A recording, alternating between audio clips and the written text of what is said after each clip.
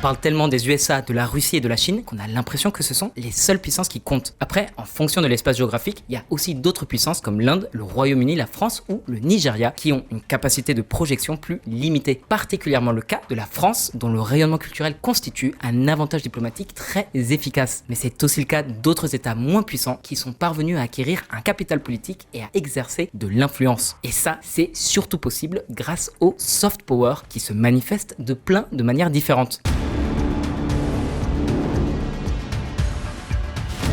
Il y a les grandes entreprises de la tech comme Apple ou Huawei ou le luxe, surtout en France grâce à Louis Vuitton ou Chanel, le sport et l'industrie du divertissement comme les films, la musique et les séries. Et ce soft power, il est devenu une arme diplomatique redoutable. C'est une alternative à la coercition militaire et économique et dont le principal argument est de laisser une chance aux plus petits États de se mesurer aux plus grands, même si évidemment les superpuissances ont une longueur d'avance. Un exemple tout bête, c'est après la Seconde Guerre mondiale que les USA ont exporté partout leurs jeans, leurs clopes Marlboro, leurs chewing-gum et les films d'Hollywood. Mais c'est justement sur ce terrain de bataille que des pays plus petits peuvent challenger les Goliaths de l'échiquier géopolitique. Alors ces pays, quels sont-ils et comment est-ce qu'ils s'y prennent exactement? On démarre. Le réveil du K-Power. L'un des meilleurs dans le domaine, c'est la Corée du Sud. Alors oui, ils ont entrepris plein de réformes politiques, économiques, militaires et sociales. Mais on connaît tous quelqu'un qui a succombé au charme du groupe BTS ou aux soaps sud-coréens. Les soaps, c'est séries dramatiques, pleines de musique et d'effets ralentis complètement ubuesques. Alors, petit aparté concernant ce groupe de 7 ados qui ont rapporté environ 43 milliards de dollars à l'État et qui ont énormément contribué au rayonnement culturel de la Corée du Sud. Mais entre-temps, ils ont grandi et ils ont atteint l'âge de leur service militaire. Je vous dis pas le déchirement au sein de la société sud-coréenne. Est-ce que le groupe devrait se dissoudre, même provisoirement, pour leur laisser le temps d'effectuer leur service militaire, ou est-ce qu'on devrait les en exempter? Après tout, l'idée, c'est de servir leur pays, et ils le font très bien sur scène. Mais finalement, la justice, elle a tranché. En Corée du Sud, les craintes du ministère de la Défense ont eu raison des projets d'exception des services militaires du groupe K-pop. Un mouvement soutenu prenait l'exception pour les membres de ce groupe star. Les préoccupations du ministère concernant ses effectifs et l'équipe de traitement des hommes obligés de faire leur service ont clos les débats. Pour éviter tout soupçon de favoritisme et pour pas créer de précédent, ils devront quand même faire leurs 2 ans de service militaire. Et qu'importe les millions de fans dont les rêves et les aspirations ont été brisés.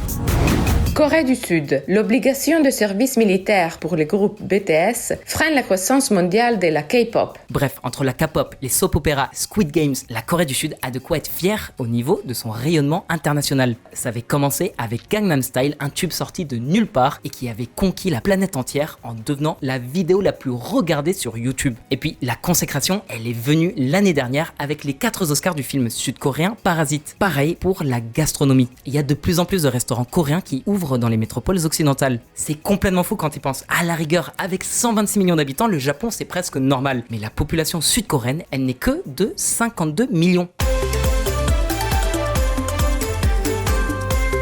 Donc qu'un tout petit pays puisse jouir d'une reconnaissance mondiale grâce à sa culture, c'est vraiment un atout majeur. Et les acteurs économiques le savent. Hyundai et Kia font des placements commerciaux dans toutes les séries coréennes pour être sûrs de maximiser leur visibilité. Et on parle pas que de voitures, on parle aussi d'électrodomestiques, de microélectronique et de plein d'autres trucs du quotidien. On vous parle d'une vraie stratégie commerciale des autorités sud-coréennes, beaucoup plus poussée que dans nos pays occidentaux.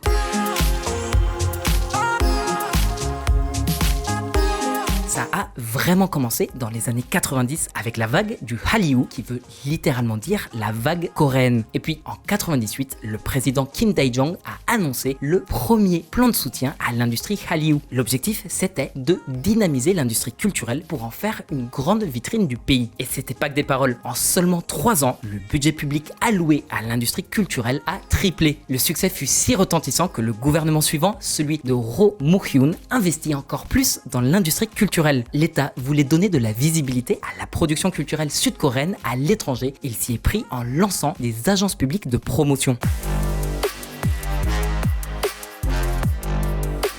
L'État a ainsi accompagné la croissance de l'industrie culturelle à coup de subventions et grâce à un appareil législatif repensé, mais il a surtout laissé le secteur privé fixer lui-même ses objectifs. L'important, c'était de gagner en visibilité à l'international.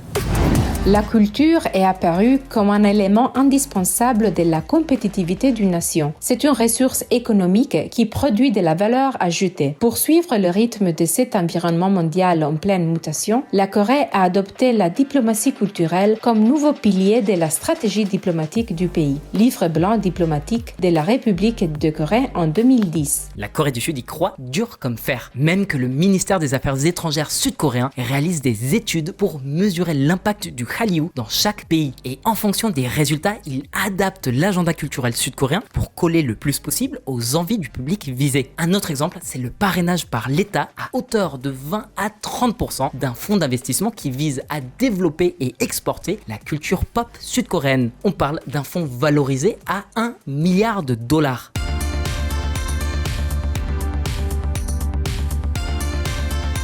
Alors dans quel but? En vrai, l'image de la Corée du Sud, elle est plutôt bonne dans les médias. Et pareil, si tu demandes aux gens autour de toi ce qu'ils pensent de la Corée du Sud, et bien justement, c'est le résultat d'un travail acharné pour redorer l'image du pays. Il faut aussi se replacer dans le contexte de l'époque. Depuis sa fondation en 1948, le pays a connu une guerre dévastatrice, puis une succession de dictatures militaires jusque dans les années 90. Les violations répétées des droits de l'homme par ces régimes ont fini par écorner l'image du pays à l'étranger. La Corée du Sud, elle a longtemps été perçue comme un pays gouverné par les chaebols, ces énormes conglomérats familiaux, et par une bande de politiciens corrompus. Après, faut pas se leurrer, aujourd'hui, les chaebols restent encore très puissants.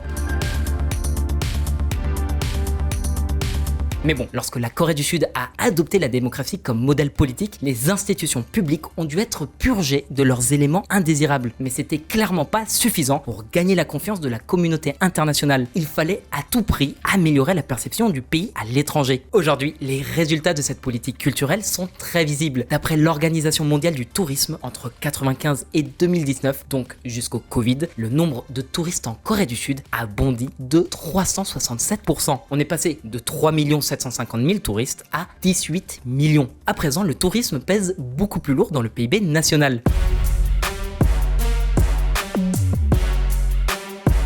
Un autre indice qui atteste de l'efficacité de cette politique culturelle, c'est le nombre de personnes qui apprennent le coréen, et pas pour aller en Corée du Nord. Entre 1997 et 2019, le nombre de candidats au TOPIK, l'examen officiel de la langue coréenne, a augmenté de près de 14 000%. En 2019, il y avait 400 000 candidats, soit près de 4 fois plus que le nombre d'inscrits au DELE, l'examen pour l'espagnol. C'est énorme si on considère qu'il n'y a que 80 millions de personnes dont la langue maternelle est le coréen. L'espagnol et le français sont beaucoup plus répandus.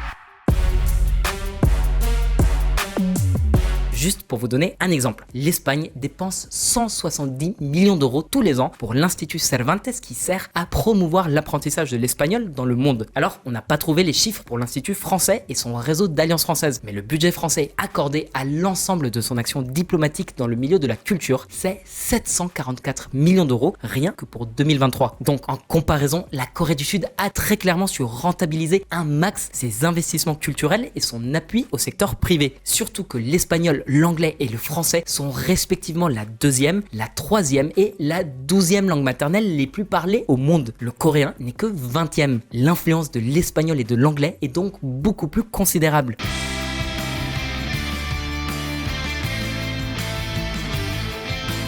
Ça se traduit par d'énormes revenus qui sont réinjectés dans l'économie sud-coréenne. Mais le pays, il gagne surtout en capital sympathie. En fait, au-delà des avantages commerciaux, la Corée du Sud est perçue désormais comme une démocratie comme les autres, qui a sa place dans la communauté internationale, ce qui pourrait vraiment faire la différence en cas de conflit économique avec la Chine et surtout en cas de conflit armé avec la Corée du Nord. Et en vrai de vrai, c'est pas le seul pays qui a adopté cette stratégie. Je sais pas si vous avez capté qu'il y a de plus en plus de contenu israélien sur Netflix. Regarde cette news. La saison 4 de la Fauda bat des records d'audience au Moyen-Orient.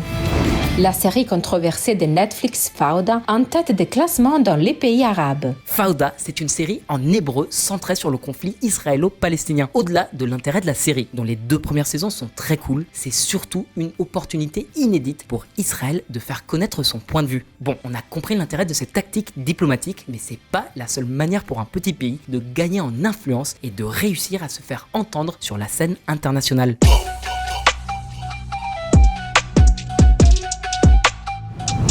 Business is business.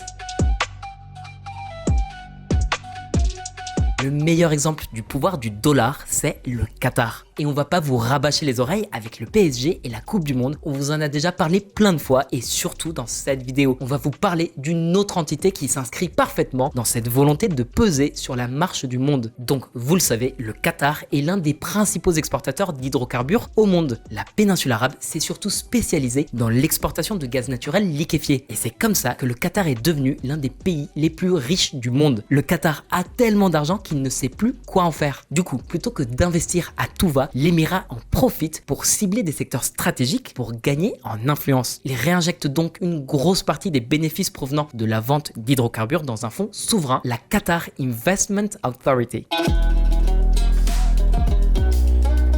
Ce trust dispose de plus de 450 milliards de dollars d'actifs. Avec seulement 300 000 Qataris sur une population de 2 700 000 personnes, ça représente plus de 150 000 dollars par habitant et plus d'1 million de dollars par ressortissant qatari. Et bah, la majeure partie de tout cet argent, environ 400 milliards de dollars, est investi dans pas moins de 80 pays différents. Avec quelques 40 milliards de dollars, le Royaume-Uni est la destination préférée des investissements qataris. La France est pas loin derrière à égalité avec l'Allemagne, avec presque 27 milliards de dollars d'investissement qatari sur son territoire. Donc pour revenir au pays de Sa Majesté, déjà les Qataris possèdent pour 12 milliards de dollars de biens immobiliers dans tout le Royaume-Uni. À travers ce fonds, le Qatar est aussi le plus grand propriétaire foncier à Londres. On connaissait Londongrad, mais personne n'a encore parlé de Al London. La Qatar Investment Authority a aussi investi dans la pierre à Paris, l'hôtel Peninsula à côté de l'Arc de Triomphe, à Washington et dans un tas d'autres destinations luxueuses.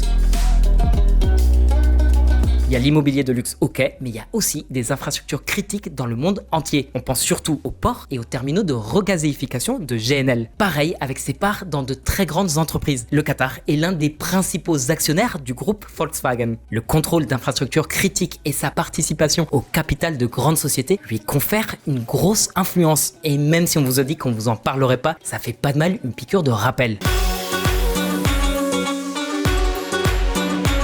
Le Qatar utilise aussi la diplomatie sportive, le sportwashing, PSG, Mbappé, Messi, Neymar, le trio le plus cher de la planète. Bon, on n'a pas encore remporté la Ligue des Champions, mais ça viendra. Et puis, on a atomisé l'OM, et rien que pour ça, ça valait le coup. En plus, maintenant, on parle de rumeurs du rachat du Parc des Princes auquel la mairie de Paris s'est opposée, et du coup, la contre-proposition des Qataris, c'est de racheter le Stade de France. On verra si c'est une proposition sérieuse et si elle est considérée par les autorités françaises. Mais tout ça pour dire qu'ils ont beaucoup, mais alors beaucoup d'argent. En plus, les rumeurs se font de plus en plus pressante concernant un éventuel rachat de Manchester United. Bon, après le 7-0 contre Liverpool, faut voir si les Qataris sont toujours intéressés. Autre exemple, Al Jazeera, c'est la première chaîne du monde arabe et elle est made in Doha. Donc oui, le Qatar utilise son cash pour asseoir sa légitimité parmi les pays qui comptent sur la scène internationale. Pas mal pour un pays avec seulement 300 000 ressortissants, non? Mais il y a le revers de la médaille. Pour commencer, le Qatar s'est beaucoup rapproché de la Turquie. Et surtout, il finance des organisations douteuses, toujours dans le but de consolider sa position. Alors que la Corée du Sud promeut sa culture, le Qatar cherche à déstabiliser ses rivaux. D'où l'aide financière aux frères musulmans en Égypte ou encore à Boko Haram et à AQMI pour ne citer que les plus connus. Et en même temps, le Qatar accueille aussi la plus grande base militaire états-unienne dans le Moyen-Orient. Alors vous me direz que c'est facile avec autant d'argent, mais le contre-exemple parfait, c'est le Koweït. Ce pays qui a été envahi par l'Irak de Saddam Hussein en 90, et bah il est potentiellement encore plus riche en hydrocarbures que le Qatar. Mais il est inexistant du point de vue géopolitique. Bon, on a vu le potentiel du rayonnement culturel du pétrodollar. Maintenant, on va voir qu'il y a une troisième alternative pour exercer du soft power.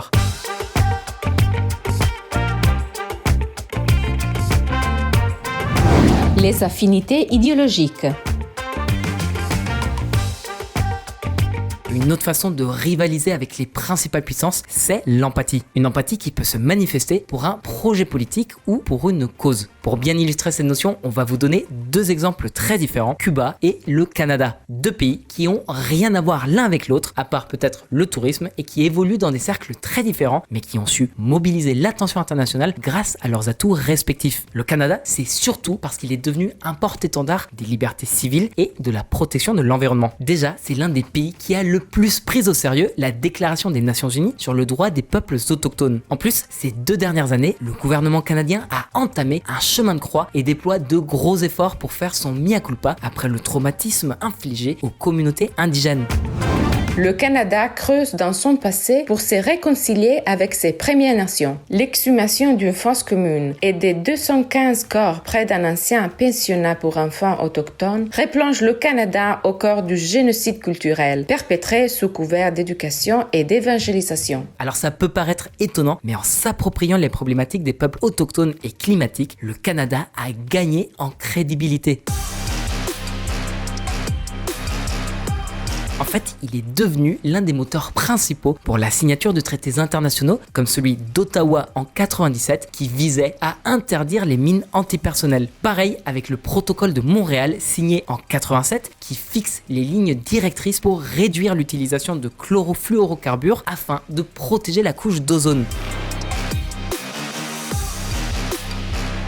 Ça peut paraître dérisoire aux yeux de certains, mais le Canada a réellement gagné en capital politique et en influence. Et Cuba alors, pourquoi est-ce qu'on vous en a parlé? Un pays qui fait face à une situation économique très délicate et à un exode massif qui s'accélère et qui rappelle El Periodo Especial des années 90.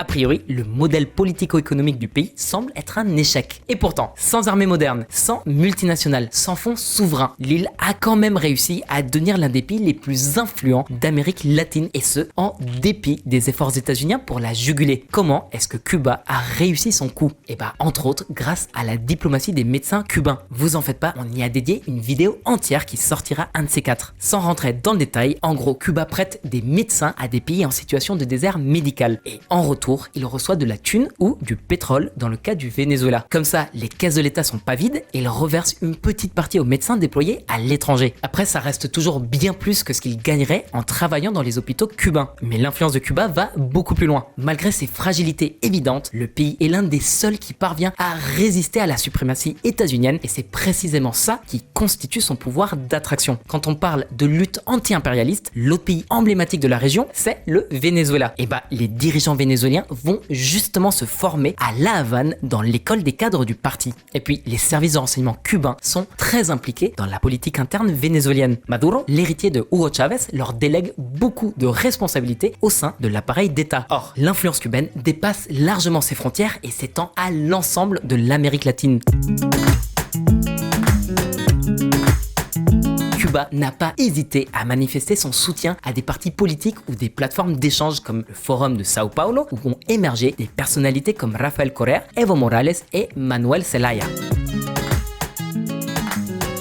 Mais au-delà des affinités idéologiques, quel est l'intérêt pour Cuba d'exporter, sinon sa révolution comme dans les années 60, au moins sa main-d'œuvre spécialisée et son influence? Et bah, certains spécialistes ont théorisé que l'objectif premier du régime castriste est précisément de garantir sa propre survie. Après la chute de l'Union soviétique en 91 et la grave crise économique et sociale qui s'en est suivie, El Periodo Especial, Fidel a réalisé qu'il avait besoin du soutien d'une partie de la communauté internationale. Tant qu'à faire avec des pays proches qui parlent la même langue et avec lesquels ils ont des traits culturels similaires. Résultat, 50% de l'essence produite par le Venezuela est envoyée à Cuba, selon un dirigeant syndical de ce pays. Seul 10% de l'essence qui est produite atteint à la population. Bref, qu'il s'agisse d'affinités idéologiques, de diplomatie culturelle et économique, chaque pays, même les plus petits, a une opportunité de rayonner.